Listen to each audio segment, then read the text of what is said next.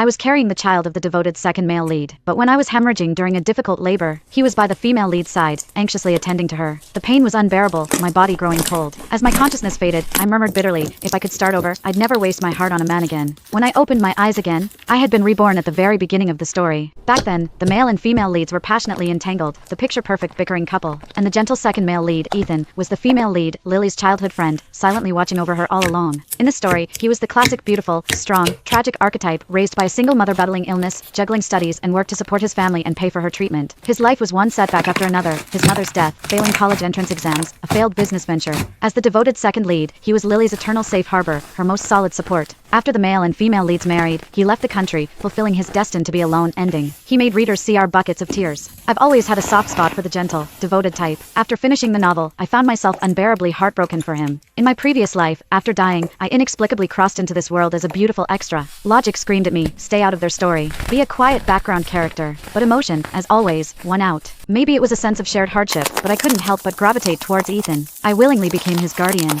Did everything I could to save him. I would have gladly torn out my own heart and given it to him. But all of it, everything I did, couldn't withstand Lily's tearful plea, Ethan, I really need to see you. So Ethan abandoned me, waiting to give birth in the hospital, to comfort Lily who had run away after a fight with the male lead. The emotional turmoil caused my water to break prematurely. And then, I died on the cold operating table. I actively distanced myself from the main cast. Ethan picked up on the shift pretty quickly. After all, it had always been me shamelessly clinging to him, forcing my way into their tight-knit circle. The sudden distance was obvious even to outsiders. My nerdy desk mate leaned over and quietly asked if Ethan and I had gotten into a fight. I gave my textbook a pat and flashed a bright, totally unconvincing smile. Of course not. I just need to focus on studying. Finals are coming up, and I refuse to be ranked last again. The moment I said it, I felt a heavy stare from the front of the classroom. No prizes for guessing, it was Ethan. He'd been sneaking looks at me for days, always with this expression like he had something to say. But he was so scared of Lily reading into it the wrong way that he never dared to actually come over. In my past life, I was foolish and pathetic, thinking I could save him. I never dreamed my story would end so absurdly. Now, I don't even have the energy for revenge. First, I refuse to have any connection with the main cast. Second, I genuinely don't have the guts or the drive to play the villain. All I wanted now was to just live my own damn life, foamy. Having died twice now, I've never valued life more. It was so precious. Whether it was back in the real world or here in this novel, I've never truly lived for myself. Before I transmigrated, I was my mom's precious treasure. But back then, I had congenital leukemia. My dad took off, and my mom worked herself to the bone, raising me completely on her own.